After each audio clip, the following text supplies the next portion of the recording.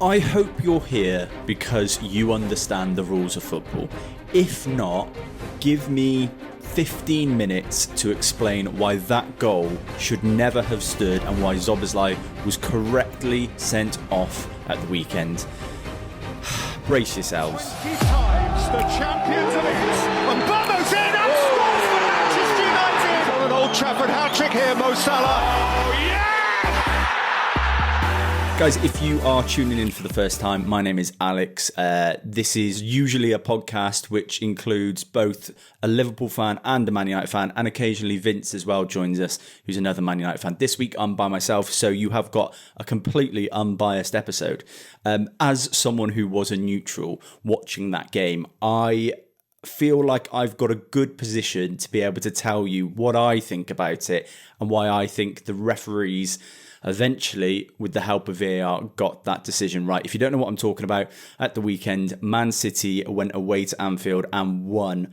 Erling Haaland scored a winning penalty, and after that, Ryan Cherky put the ball in the back of the net after a wrestling match between Haaland and Szoboszlai. There's a few points I'll go through. I've got loads of comments on my TikTok, which I'm going to go through some of the ones that I think stood out to me the most. I went pretty strong. I'll be honest. I said, if you don't understand why that decision was a red card and not a goal, you literally don't understand football. Maybe I went a bit strong, but I do still feel that this is the fundamentals of the game that people are failing to understand. And I'm not sitting here on my high horse trying to educate everyone like I know everything. I fully believed that this was common knowledge. It was the most basic of understanding refereeing decisions. You can't foul someone just because you've been given advantage. Let's start right from the start. The ball is played to Cherky. He gets the ball and has a shot at goal. Now, this ball is going in slowly, but it is. Haaland then decides he wants to go and score. Fair enough, he's a striker, he's going to do that. Szoboszlai can't keep up with him. Haaland is overlapping Szoboszlai, and Szoboszlai decides that it's the right time to pull him back and try and stop him. This would result in a red card. 100 times out of 100, this is a red card offence. However, when Haaland gets pulled, because he's so strong, he manages to resist the foul and still overtakes him, but not quite enough to where Szoboszlai manages to look like he's going to get the ball ahead of Haaland. At that point, the advantage is being played correctly by the referee because Haaland can score. However, Szoboszlai now looks like he's going to clear the ball, at which point Haaland pulls back Szoboszlai. This is a foul. The ball goes in anyway, but for some reason, Gary Neville, I think, is the biggest culprit here because he's ramped everyone up after the game. He was emotional. You could hear it in his voice. He was angry that the goal didn't stand. Your feelings on whether you think a goal should stand or not do not affect the rules and the laws of the game. They are in place to ensure a proper, fair product, an equal game with integrity. Doesn't matter who it upsets. The rules are fair and equal for everyone. Now, do they get applied the right way in every circumstance? No, they don't. I can't stand referees. I really struggle with VAR myself. However, this is not a VAR issue. This is an issue of a referee not getting the correct decision on the pitch and VAR actually helping him come to the correct decision. This was as clear-cut a decision as I've seen. Despite it being slightly complicated, it is as clear-cut as I've seen. The fact that people have gone absolutely ballistic over this, saying that VAR is ruining the game, that referees don't know what they're doing, that demonstrates, I'm trying to hold back, it demonstrates a lack of understanding. I could be really strong here. If you don't understand that, that's fine. Let's talk about it. Don't come at me calling me a nerd or a neek or a gimp because I understand the rules of football and you don't. If you don't, that's okay. Let's work through this because honestly, it's as basic as it gets. You can't foul someone just because you've been fouled first. That's not a thing. That's never been a thing in football. If you directly influence the ball as it's in play, that means whether you look like you're going to touch it or you're about to touch it, you are active in that scenario. So Szoboszlai is active. Haaland is active because both players can reach the ball and touch the ball before the ball goes in. The ball going in is actually irrelevant because Haaland makes it irrelevant by fouling Szoboszlai. Two wrongs do not make a right. Just because you feel like that should have been a goal, it doesn't mean that it is. These are rules, these are regulations put in place to make sure the game is fair. I've seen a lot of people suggest that they should have just allowed the goal anyway because it's common sense.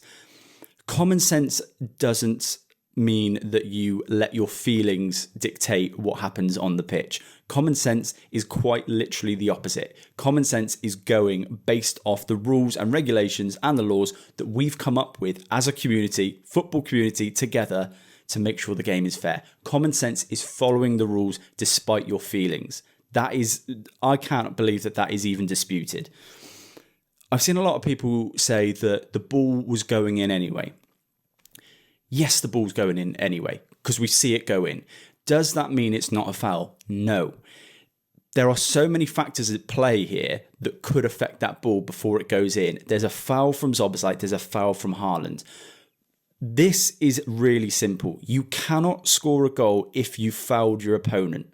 That is not a thing, particularly when your opponent is about to clear the ball off the line. We can argue, did he look like he was going to get the ball? I think he did. I think he looked like he was going to get the ball. That's irrelevant. Salah got a free kick on the edge of the box. It could have been a penalty, but a free kick on the edge of the box in the same game where Mark Gahey pulled him back. We don't know if Salah was going to get that ball. Likelihood is he probably would have. Does that mean that Mark Gahey shouldn't have been penalised for this foul? No. This is a foul. This was a foul to everyone watching. Everyone knows that. Just because the ball goes in after, it doesn't make a difference.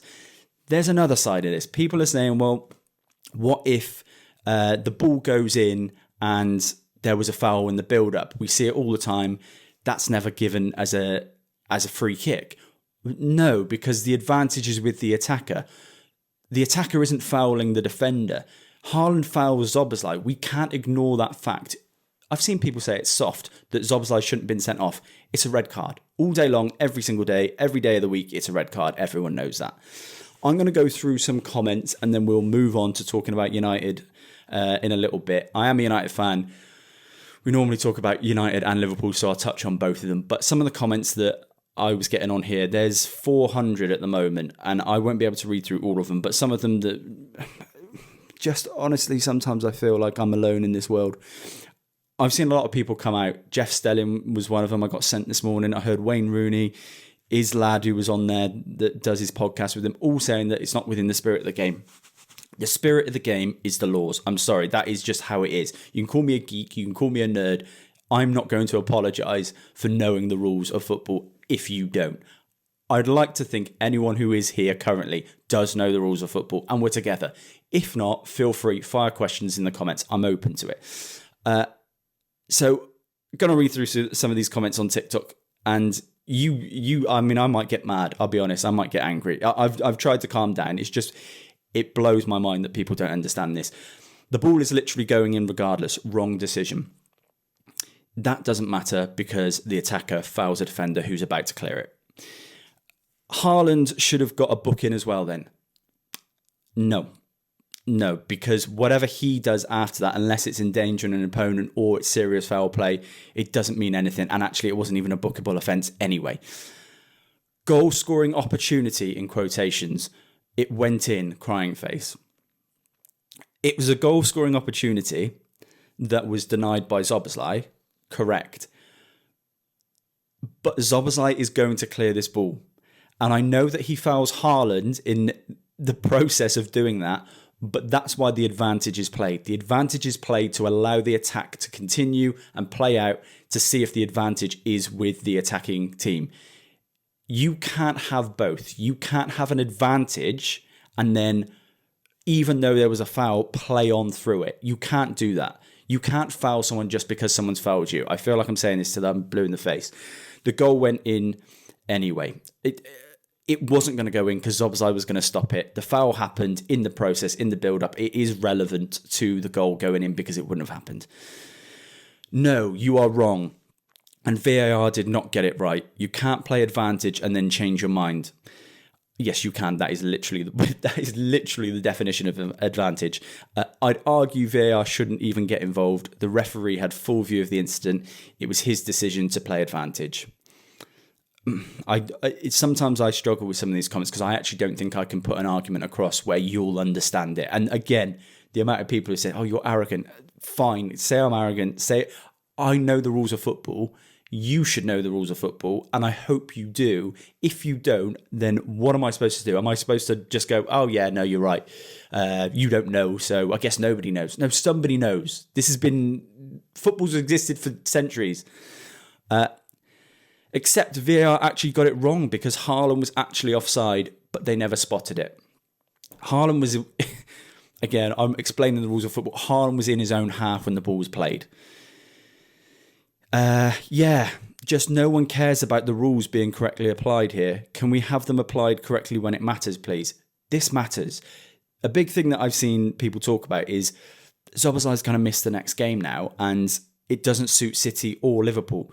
We don't know that, and that shouldn't even come into question. The decisions being made on a pitch shouldn't suit a team or not suit a team, or suit both teams or neither. The rules are the rules. It's black and white. It's facts, not feelings. People who are getting caught up in this are very, very much in their feelings about it. And I understand the irony of that, saying that I'm so angry about it. But people are letting their heart rule their head. Let's use logic. Just because this could benefit Liverpool or City or neither, it doesn't make the decision wrong. The decision is made regardless of the team's feelings. This is how football works. Liverpool could now, it could be a difference of a goal when it comes to the end of the season. They could now miss out on Champions League football because of a goal, if that goal goes in and is called right. Well, they could also not miss out now and get into Champions League football because the ball hasn't gone in, no goal, they've got a better goal difference. They now miss Szoboszlai next week or Wednesday for Sunderland. I'm sure Liverpool would have wanted Szoboszlai available for that. I think if you asked them, they probably would have had Szoboszlai available and the goal go in. Again, we're not talking about who it benefits. We shouldn't be talking about who it benefits. The decision is made on the pitch, regardless of who it benefits. Really, it shows a flaw in the laws, though, as everyone clearly feels that it's not in the spirit of the game. The spirit of the game, nonsense. What is this nonsense? This is not an issue in this incident. Spirit of the game is very, very much an issue in a lot of VAR calls. I don't like VAR. I hate it. I've been one of the biggest proponents saying get rid of it. This is not a VAR problem. The VAR problem is when the VAR gets it wrong. The VAR got it right because the referee got it wrong. If anything, we should praise VAR for getting it right because the referee on the pitch got it wrong. Spirit of the game. I mean, I'm all for it. I'm all for spirit of the game. Like I'm one of those. I enjoy the beauty of football. I enjoy goals, but we can't give a goal just because we want to give a goal. It's just not how it works. I don't think anyone's saying it's the wrong decision, are they? Well, they are. A lot of people are. They are just saying it's murdering the beauty of the game and constantly does. The beauty of the game is still intact. That game was fantastic. If you didn't enjoy that game up until that point, the issue is with you. If you didn't enjoy that football match until the 97th, 98th minute, whatever it was, the issue is with you. I enjoyed that. The goal going in or not going in at the end was irrelevant. It doesn't matter. Lastly, I just want to say, if I have come across arrogant, I apologise. If I've come across like I'm a know-it-all, I apologise.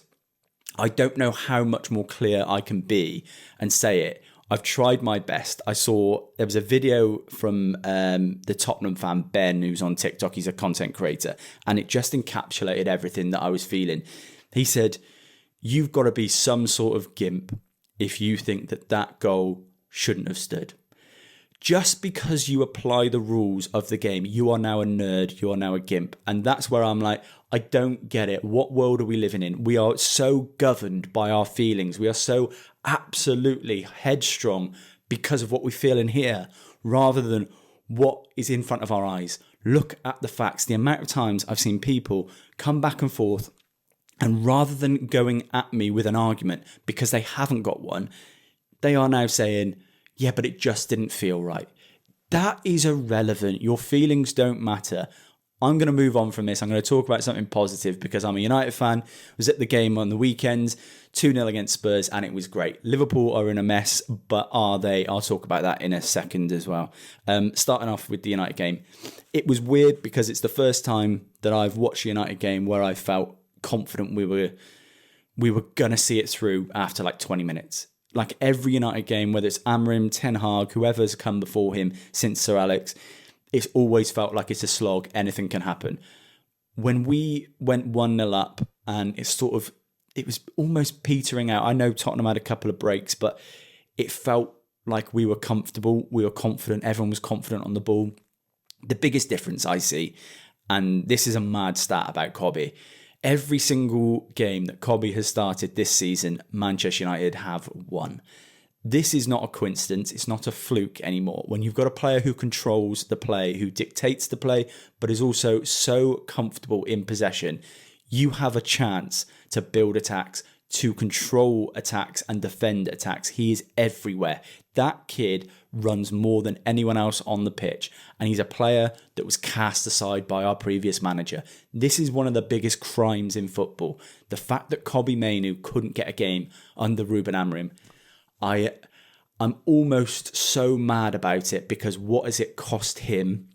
What has it cost us? He's still so young. He's lucky he's still so young because this could have really gone downhill fast for him in terms of his career. I said at the start of the season, there's not a single team in the Premier League that wouldn't play Kobbie Mainoo.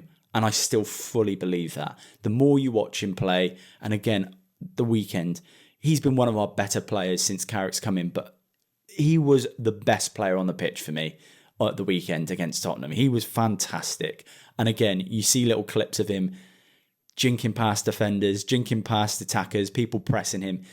So press resistant, so intelligent on the ball. We haven't got a player like him in England, let alone at United. This is a player who should be going to the World Cup. And I'm saying it here now, and I am absolutely 100% convinced if Thomas Tuchel doesn't take him, it's a mistake.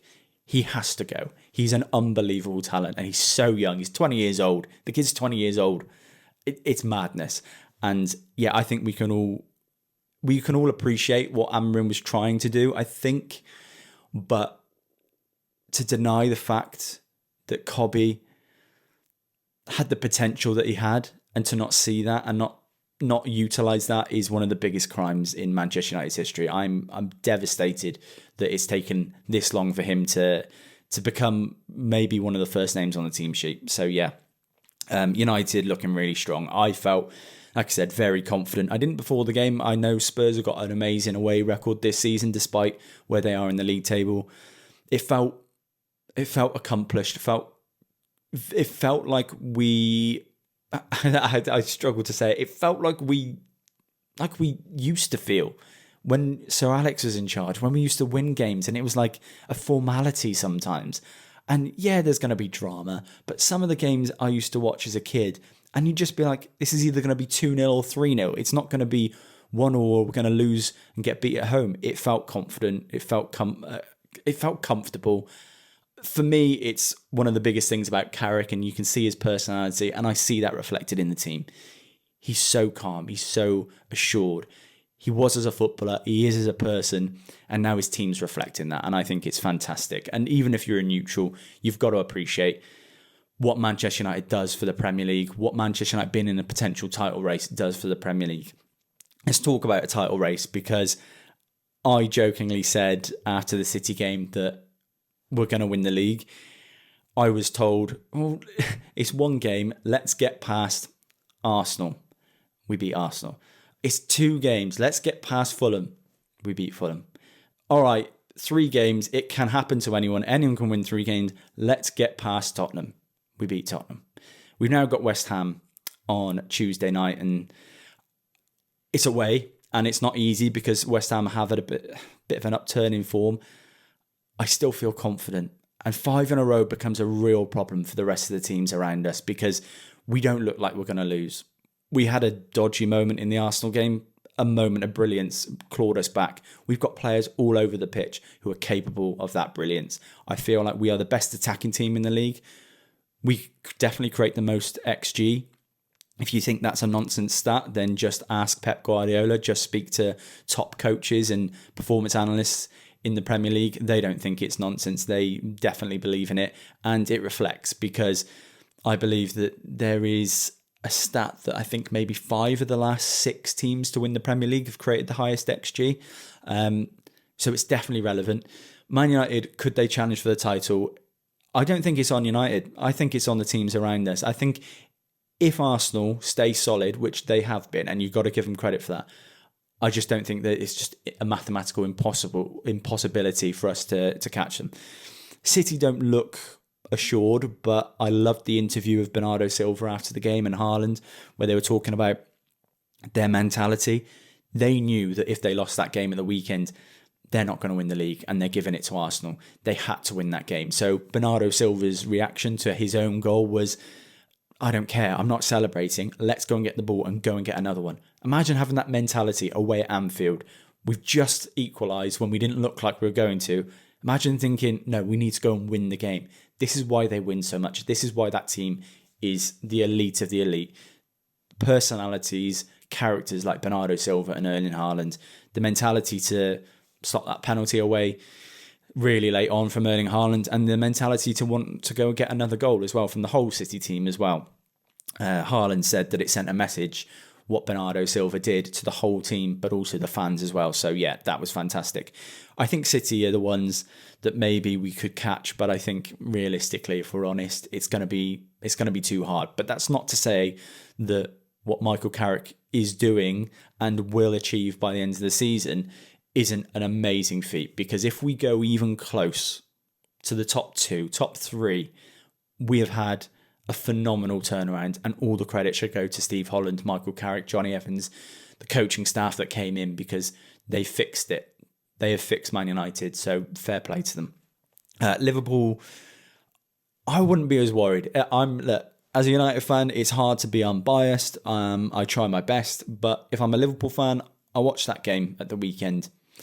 I wouldn't be as worried as some Liverpool fans are. Jamie Carragher said this is an issue, it's a problem, and he's worried. Liverpool were fair game. I thought they were brilliant in that game. I thought 1-0 probably was the fair result. City just have that different mentality. And this season, if you don't have that extra 1%, you're going to go on and lose a game. Liverpool are going to be fine. They're not going to finish top 2, but are they going to finish outside the top 6? No. They'll probably get Champions League football. Do I like what Chelsea are doing? Yeah, but is that sustainable? I don't see it. Chelsea are very leaky. They can concede a goal at any time. I know Liverpool can. I just think Liverpool are in their own heads at the moment. I think every player as well, with the exception of maybe Ekatike and Szoboszlai, I think every player is in their own heads. This is a team that won the league last season and won it fairly comfortably in the end. They shouldn't forget that. I'm glad they are, but there's some really quality players in there, and it's the same manager. We're talking about the same manager. We're talking about the same players. We're talking about maybe 6 months on, it's a completely different story. It's all about momentum. It's all about confidence. If Liverpool can put together a run of 2-3 wins, they're going to be fine. Don't worry about them. The next fixtures, I mean, like I said, I alluded to it with Szoboszlai missing that game against Sunderland. It should be a difficult game for Liverpool. Away at the Stadium of Light, the crowd is going to be up for that as well. An evening kickoff under the lights. Do I think Liverpool can get a win? I actually don't. And I know I'm probably going against what I've just said there, but Sunderland are a good team, and we shouldn't forget that. I think Sunderland with Xhaka and Sunderland without Xhaka are a very different team as well, so that's something, but I'll go 1-1. I'll go 1-1 on that. For the United game, away at West Ham, very difficult. I fancy us to sneak it. 2-1, 3-1, something like that. I just think Mbermo's flying at the moment. Cunha looks really sharp. Bruno's the best player in the league. And I think Ahmad's well overdue a goal. I think a goal's coming for Ahmad as well. So I think we'll get over the line. I think West Ham will make it tough, but I think we'll get over the line, which would make it 5 games in a row. And obviously everyone who is in the social media spaces know what that means as a United fan, and for certain United fans as well. There's a big hype about this guy who's not cut his hair. And the longer it goes on, the more difficult it is to separate it from the reality that the United players, the manager are living in. They see this. They know that guy wants to cut his hair. Does that guy want to cut his hair? The more I think about it, does he want to cut his hair? This is golden content for him. He's earning money. He's becoming a celebrity because of this. If United go and win, does that become just null and void and it's all over and he disappears into the ether and we never see him again? I don't know. I feel bad for him because he seems like a nice bloke, seems like a nice lad as well, but it'll be interesting. And I hate to play into it, but I'd love to see him get his haircut. Like, I'd love to see like a live stream of him getting his haircut. And that is really sad. And that's the reality of 2026. But here we are. Guys, it was fun. Thanks for joining me in the debate over one of the most nonsense debates I've ever seen in football. But we got through it. If you enjoyed that video, make sure to like the video. If you've not subscribed to this channel, make sure you subscribe. We are going to be back every Monday and Wednesday for the rest of the season. So make sure you hit that notification bell. It'll tell you when we've uploaded an episode. I'll be joined by Brandon and Vince in the next episode, and I can feel fireworks. So make sure you are subscribed. Don't miss that one. Thanks once again. Thanks for joining me. I'll see you on Wednesday. The champions of it. And Bono's in and scores for Manchester United. On an Old Trafford hat-trick here, Mo Salah. Oh, yeah!